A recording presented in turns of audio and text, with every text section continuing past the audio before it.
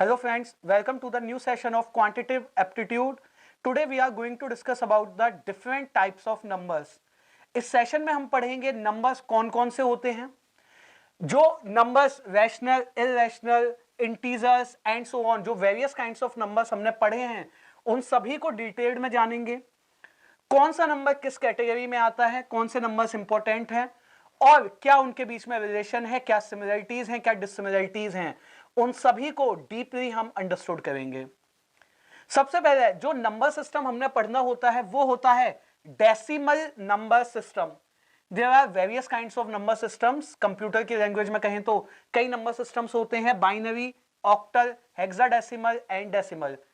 तो जो quantitative aptitude से जो रिलेटेड है नंबर सिस्टम वो है हमारा decimal number system. Decimal number system का मतलब है जो डिजिट्स हम यूज करते हैं वो होती हैं 0 to 9 और ये 10 डिजिट्स होती हैं, इसलिए इसको कहता है decimal number system. 0 to 9 10 digits हम यूज करते हैं। जब डिजिट्स को कॉम्बिनेशन में रखा जाता है, डिफरेंट ग्रुपिंग्स और combination of digits is called a number. अब नंबर्स कितने तरीके के हैं, नंबर्स को कैसे कैटेगराइज करना है, उसे हम डिटेल्ड में डिस्कस करेंगे। तो सबसे पहले किसी भी नंबर को जब हम डिवीजन करते हैं तो each and every number is divide into a two categories. किसी भी नंबर को हम दो पार्ट्स में कैटेगराइज करते हैं। सबसे पहले होता है imaginary number and second one is a real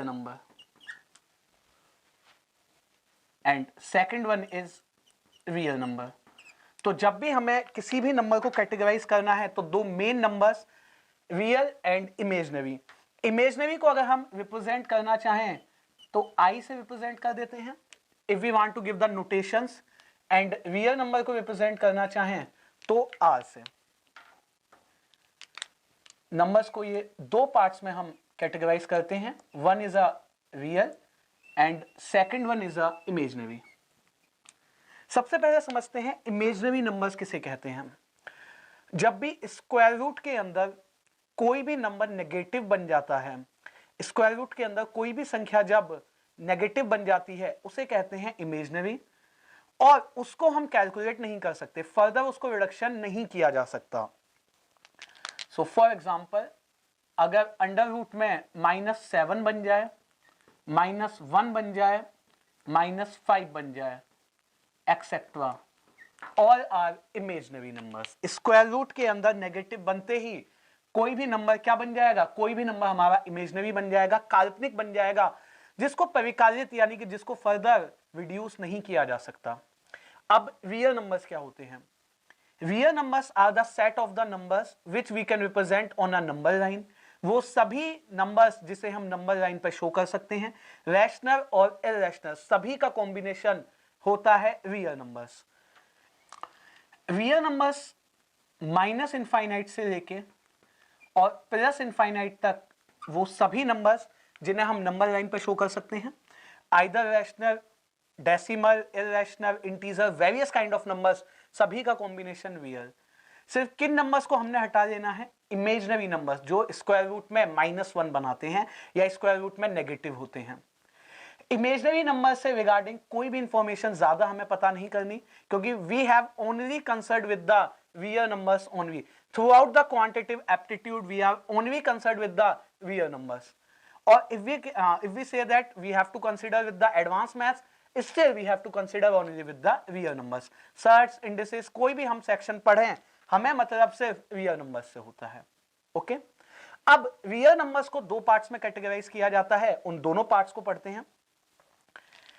real numbers को जिन दो पार्ट्स में कैटेगराइज किया जाता है उसमें फर्स्ट पार्ट होता है इरैशनल नंबर्स और second one is a rational. दो पार्ट्स में कैटेगराइज किया, इरैशनल और रैशनल। रैशनल को रिप्रेजेंट करके कैपिटल क्यू का यूज करते हैं, और इरैशनल के लिए ऐसा कोई स्टैंडर्ड नोटेशन नहीं है, बट स्टिल क्यू पे ऊपर बार से जब शो कर देते हैं तो वो इरैशनल बन जाता है। Rational and irrational two parts में कैटेगराइज किया। अब रैशनल क्या होता है? रैशनल के लिए कुछ कंडीशंस होती हैं किसी भी नंबर को रैशनल डिक्लेयर करने के लिए। So there are few conditions. पहली कंडीशन होती है P अपॉन Q के फॉर्म में उसे लिखा जा सकते हैं। P upon Q form can write Q should not equals to a 0 and third P and Q are co-prime. Okay. P, Q are co-prime to each other. अब co-prime क्या होता है इसको समझने के लिए हमें थोड़ा आगे बढ़ना पड़ेगा और co-prime के साथ साथ वो P और Q इंटीजर्स भी होने चाहिए। तो इसको समझने के हम आगे बढ़ेंगे, बाद में रैशनल पर वापस आते हैं एंड सिमिलर इरैशनल को भी आगे डिस्कस करते हैं। अभी सिर्फ हमने क्या सीखा? नंबर्स को दो पार्ट्स में कैटेगराइज किया, real numbers, imaginary. Real numbers दो सेक्शंस में बंटते हैं, रैशनल एंड इरैशनल। अब इरैशनल फर्दर डिवीजन नहीं होता एंड सेम इमेजिनरी भी फर्दर डिवीजन नहीं होता है। रैशनल को फर्दर डिवाइड किया जाता है और रैशनल को जो फर्दर डिवाइड करते हैं वो भी होता है दो पार्ट्स में। तो अगले जो दो सेक्शंस होते हैं रैशनल को जब हम डिवाइड करते हैं तो दो सेक्शंस होते हैं हमारे। फर्स्ट इज अ इंटीजर जिसको हम z से रिप्रेजेंट करते हैं and second is a decimal.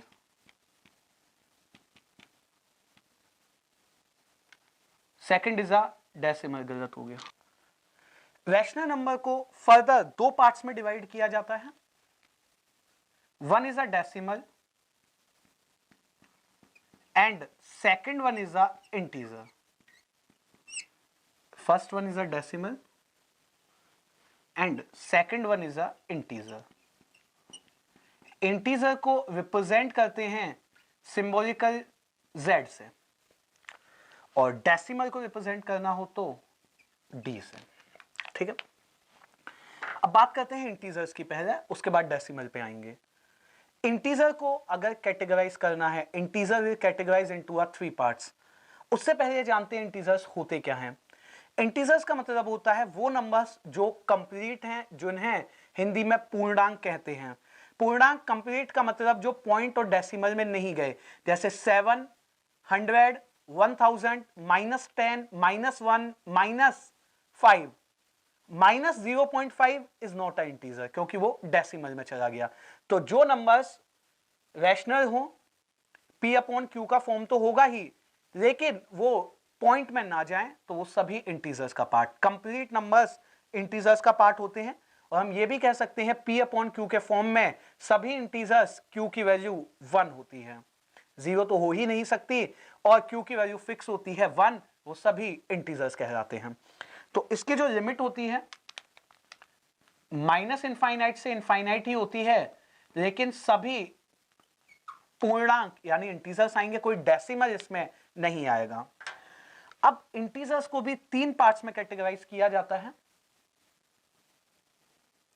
Integers को भी कैटेगराइज करने के लिए तीन सेक्शंस होते हैं। One is negative, second one is 0 and third one is positive. तीन तरह के इंटीजर्स होते हैं, negative, 0 and positive. And as the name indicates and as the name suggested, negative integers में क्या आएंगे? Minus infinite, -100, -10, -1। तो इस तरह से -10 से लेके 1 तक, -1 तक, तो माइनस इनफाइनाइट से लेके -1 तक की इसकी लिमिट होती है। 0 as the name suggested only a 0, ना पॉजिटिव होता है ना negative. And positive integer +1, +2 and so up to plus infinite. +1, +2 and so up to कहां तक जाएगा? ये प्लस इनफाइनाइट तक जाएगा। और क्या कहलाएगा? ये पॉजिटिव इंटीजर्स कहलाएंगे, 1, 2 एंड इनफाइनाइट। पॉजिटिव इंटीजर्स का एक और भी नाम होता है, +1 से +2 प्लस इनफाइनाइट का इनका एक और भी नाम होता है जो हमें पता होना चाहिए। यानी इस पॉजिटिव इंटीजर को किसी और नाम से भी जाना जाता है। किस नाम से जानते हैं हम इसे? तो दूसरा इसका नाम होता है नेचुरल नंबर्स। पॉजिटिव इंटीजर्स का दूसरा नाम होता है नेचुरल नंबर्स और एक और नाम होता है counting numbers. Okay, positive integers का दूसरा नाम नेचुरल नंबर्स, और एक और जो तीसरा नाम होता है दैट इज काउंटिंग नंबर्स। +1 से लेके +2 +3 and so up to plus infinites को काउंटिंग नंबर कहिए, नेचुरल नंबर कहिए या positive numbers. Positive integers natural number को रिप्रेजेंट करते हैं n के साथ। डन। अब इसके साथ साथ अगर हम नेगेटिव इंटीजर के उस हिस्से की बात करें जिसमें ये नेचुरल नंबर और इस जीरो को एक साथ कंबाइंड कर लिया जाए, यानी इंटीजर्स में से अगर मैं सिर्फ नेगेटिव इंटीजर्स को अलग कर दूं, बाकी इंटीजर्स को अगर एक कैटेगरी में रखा जाए तो ये बन जाते हैं होल नंबर्स, जिन्हें हम W से रिप्रेजेंट करते हैं। तो इंटीजर्स को एक बार फिर से कैटेगराइज करना स्टार्ट करें। इंटीजर्स को दो भाग में बांटा जाता है, तीन भाग में, नेगेटिव, जीरो और पॉजिटिव। पॉजिटिव का दूसरा नाम नेचुरल नंबर और तीसरा नाम counting numbers. All natural numbers are starts from 1 and goes up to infinite. When we include 0 with the natural numbers, जब हम 0 को इस नेचुरल नंबर के साथ सम्मिलित कर देते हैं तो क्या बन जाते हैं? ये होल नंबर्स बन जाते हैं। अब सभी नेचुरल नंबर होल नंबर का पार्ट होते हैं, लेकिन सभी होल नंबर्स नेचुरल नंबर का पार्ट नहीं होते हैं। ठीक है, क्योंकि कौन सा होल नंबर नेचुरल नंबर नहीं है? 0 is a whole number but not a natural number. सभी प्राकृतिक संख्याएं, सभी नेचुरल नंबर्स होल नंबर्स होते हैं, लेकिन सभी होल नंबर्स नेचुरल नंबर्स नहीं होते, क्योंकि कौन सा होल नंबर जो नेचुरल नंबर का पार्ट नहीं है? वो है 0। ये याद रखेंगे हम। फर्दर जो नेचुरल नंबर्स होते हैं, जो पॉजिटिव इंटीजर्स होते हैं, इनको 3 पार्ट्स में कैटेगराइज किया जाता है। फर्दर इन्हें 3 भागों में बांटा जाता है, और 3 पार्ट्स कौन से होते हैं? पहला होता है हमारा यूनिट, दूसरा होता है प्राइम, और तीसरा होता है composite. Unit, prime and composite, तो ये 3 सेक्शंस होते हैं। फर्दर जो नेचुरल नंबर का डिवीजन होता है, ठीक है, किस बेसिस पे इसे कैटेगराइज करते हैं, इसको आगे डिस्कस करते हैं। और इसके साथ साथ जो प्राइम नंबर्स होते हैं, इन्हें 2 पार्ट्स में कैटेगराइज किया जाता है। One is twin prime and second one is coprime.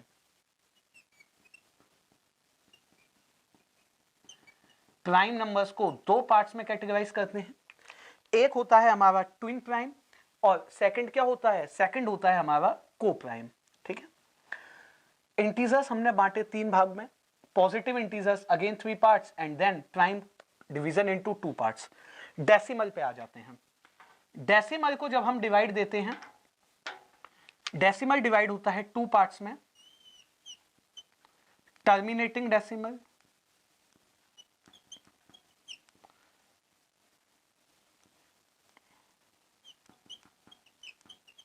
और second one is non terminating but repeating decimal.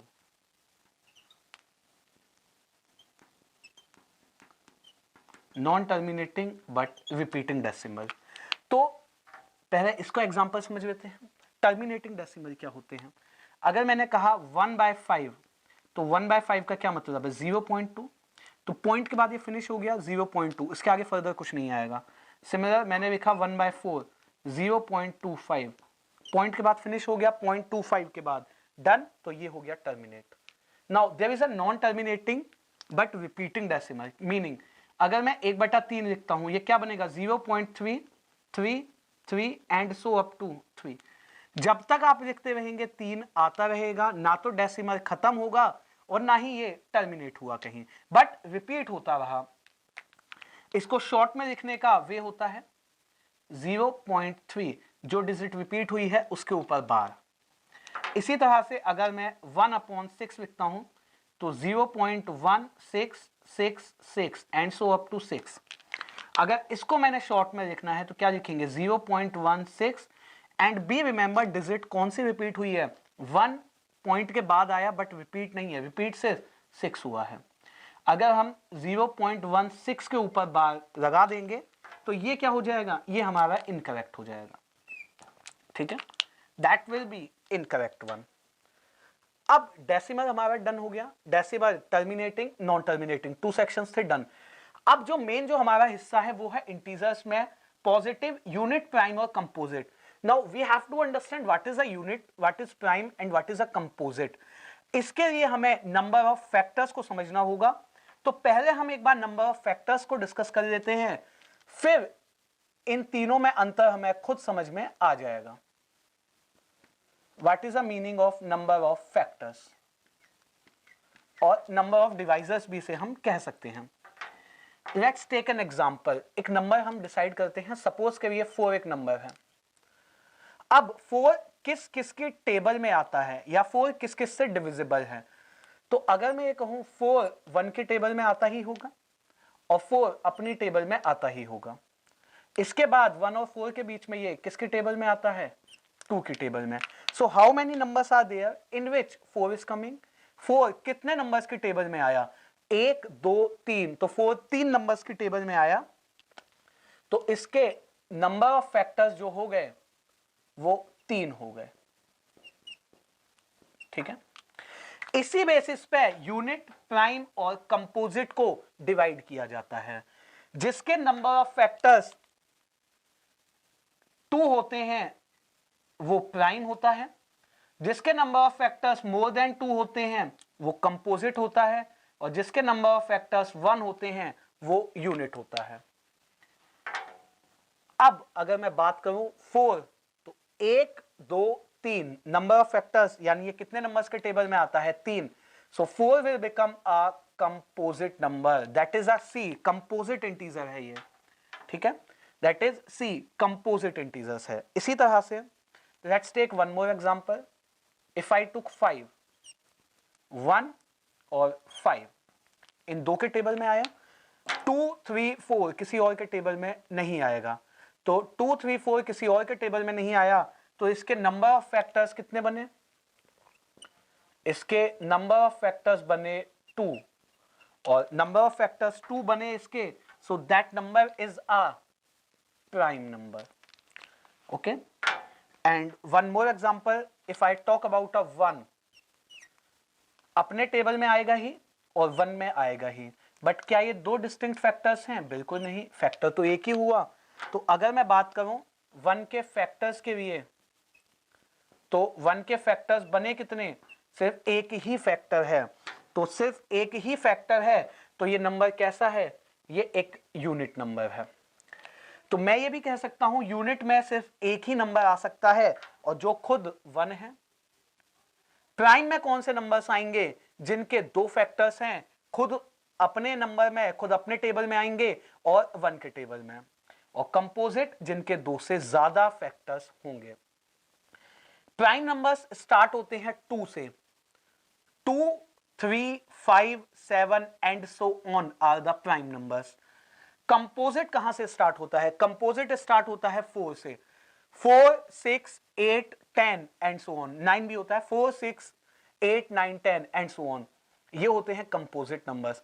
हम फैक्टर्स के बेसिस पर डिसाइड करते हैं। फैक्टर्स का मतलब वो नंबर कितनों के टेबल में आया है, उससे हम उसे जज करते हैं, और वहां से डिसाइड होने के बाद ये पता चलता है कि वो यूनिट है, प्राइम है या कंपोजिट है। इन 3 में से वो क्या है, उसके बाद हम डिसाइड कर पाते हैं। Okay, done with this, unit है, प्राइम है या कंपोजिट है। अब बात करें अगर ट्विन प्राइम की और को प्राइम की, तो देखिए ट्विन प्राइम और को प्राइम में कुछ कंडीशंस हैं जो हमें पता होनी चाहिए, उनके बेसिस पे हम इसे डिवीजन कर पाते हैं, ट्विन प्राइम और को प्राइम को। तो उसके लिए बढ़ते हैं आगे और ट्विन प्राइम और को प्राइम को डिस्कस करते हैं। Let's move forward and discuss about the twin prime and coprime. आगे बढ़ते हैं और बात करते हैं ट्विन प्राइम नंबर्स की। ट्विन प्राइम नंबर्स वो प्राइम नंबर होते हैं जिनके बीच का डिफरेंस 2 होता है। So twin means 2 prime numbers with their difference is also 2, with their difference is also 2। दो ऐसे प्राइम नंबर्स जिनके बीच का अंतर भी 2 हो वो ट्विन प्राइम कहलाते हैं। तो अगर मैं 3 और 5 लिखता हूं तो 3 भी एक प्राइम है और 5 भी, और दोनों के बीच का डिफरेंस 2 है, तो ये एक पेयर है जो क्या बन जाएगा, ट्विन प्राइम। 5 और 7 अनदर पेयर, 11 और 13 देयर इज अनदर पेयर। तो ये वो पेयर्स हैं जो क्या है, ट्विन प्राइम है। ट्विन प्राइम सिर्फ डेफिनेशन बेस्ड है, two prime numbers with their difference is also a 2। ज्यादा डीप इसमें कंसेप्ट नहीं है, जो कंसेप्ट है वो किसमें है, वो है हमारा को प्राइम नंबर्स में। और को प्राइम का जो यूज है ये भी ज्यादा है, ट्विन प्राइम से ज्यादा क्या यूज होगा, को प्राइम नंबर्स। पहली चीज, ट्विन प्राइम 2 नंबर्स के लिए होता है, को प्राइम 2 और 2 से ज्यादा के लिए होता है। 2 और मोर देन 2 नंबर्स,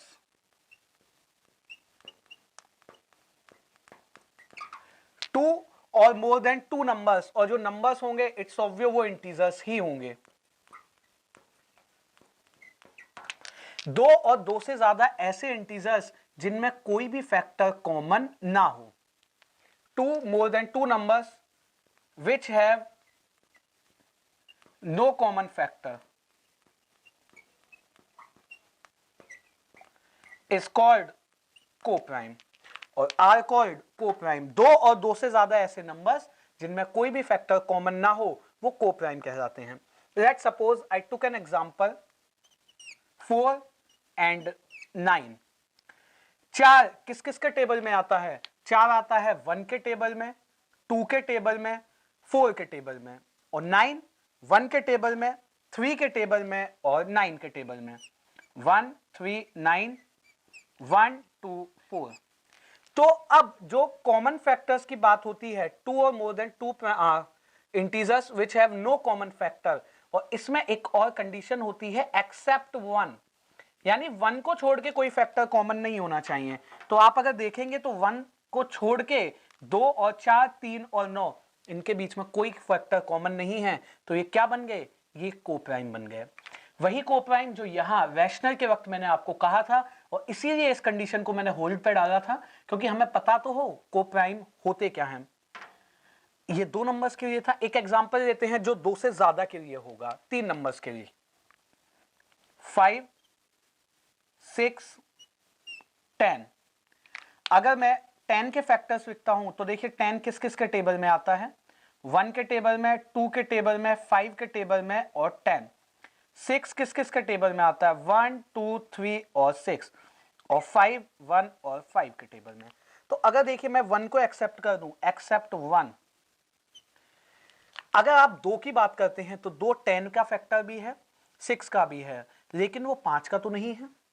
इसी तरह से अगर मैं 5 की बात करूं, 5 का फैक्टर है और 10 का है, लेकिन 6 का तो नहीं है, और बाकी कोई भी फैक्टर 3 में कॉमन नहीं है। सो बी रिमेंबर, जब हम 2 नंबर्स की बात करते हैं तो दोनों में कोई भी फैक्टर कॉमन नहीं होना चाहिए। 3 नंबर्स में तो तीनों में कोई भी कॉमन नहीं होना चाहिए, और 4 नंबर्स हैं तो चारों में कोई कॉमन नहीं होना चाहिए।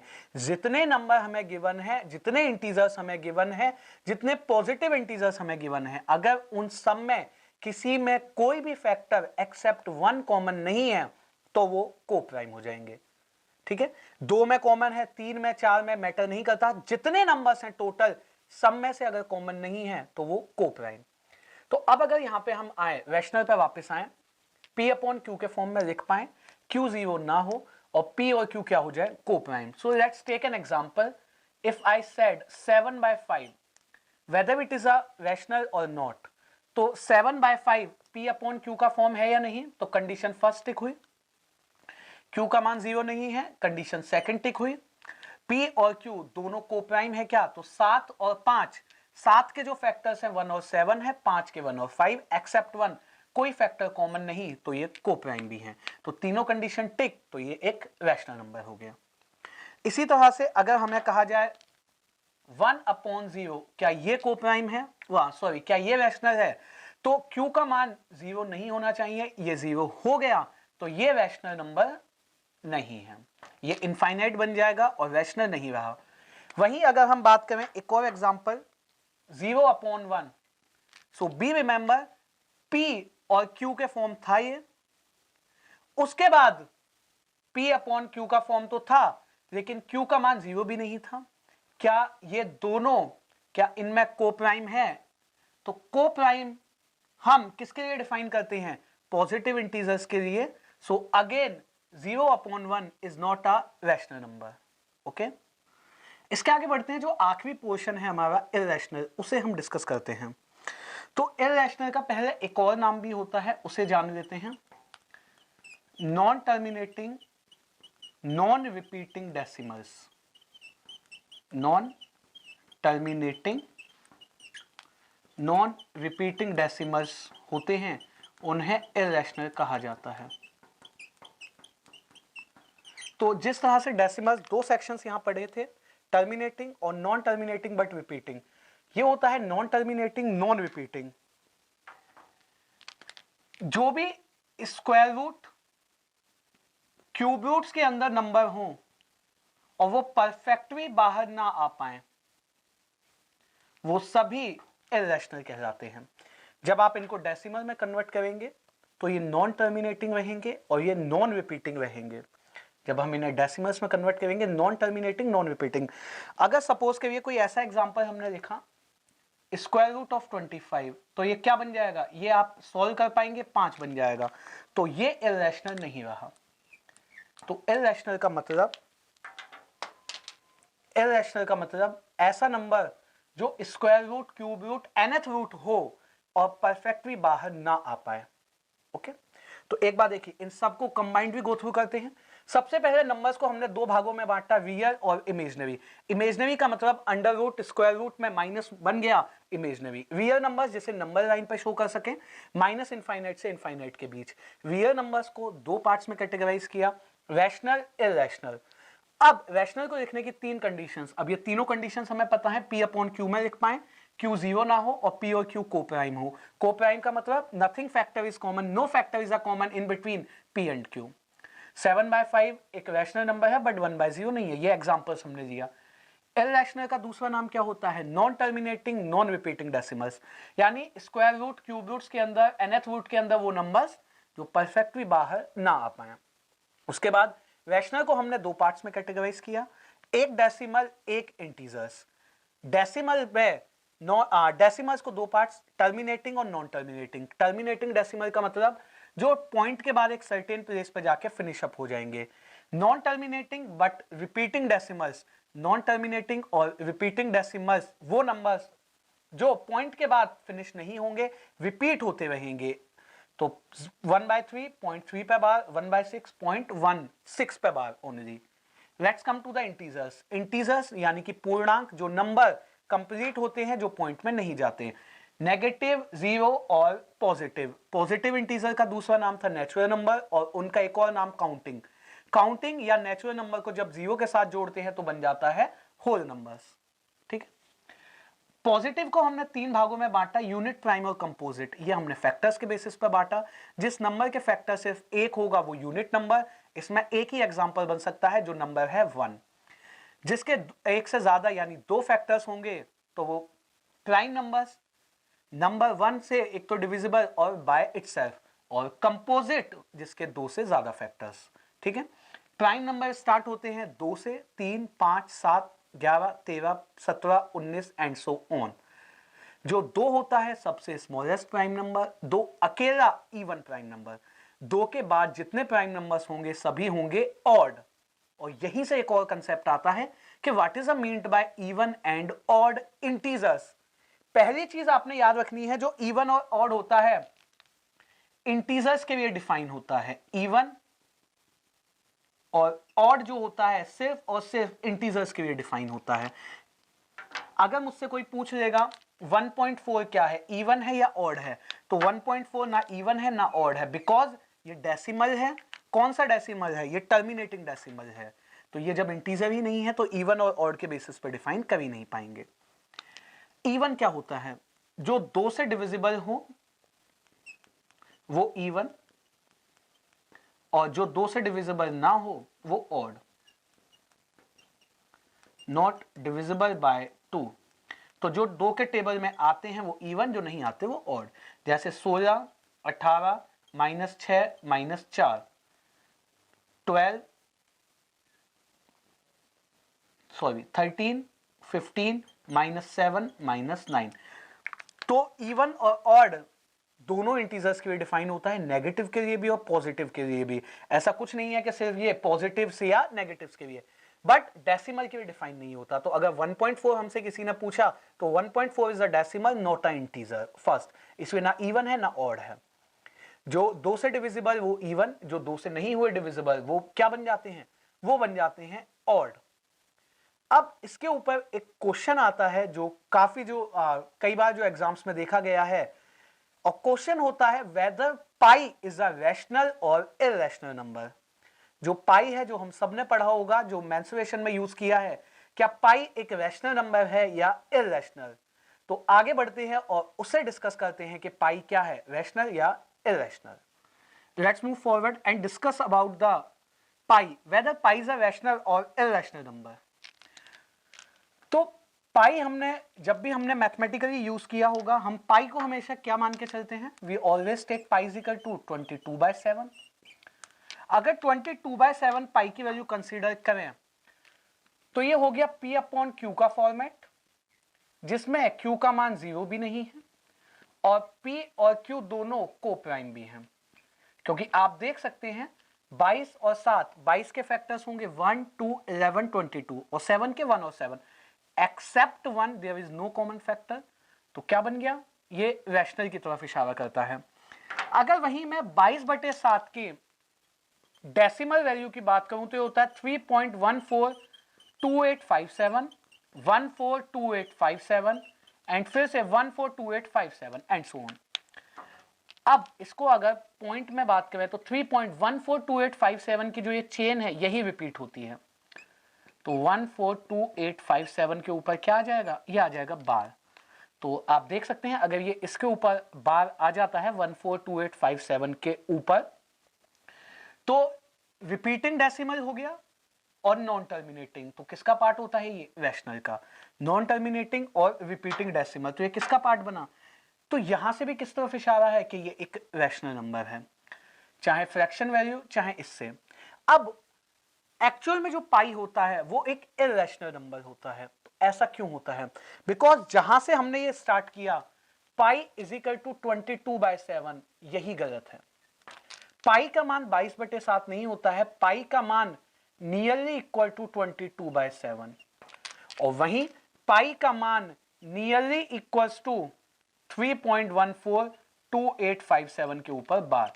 ये एग्जैक्ट वैल्यू नहीं है, इसके नियरली। पाई की जो एग्जैक्ट वैल्यू है, जिसे अगर हम कैलकुलेटर्स में कैलकुलेट करें तो पाई की जो एग्जैक्ट वैल्यू आती है वो क्या होती है, 3.1415926 एंड कंटिन्यूएशन।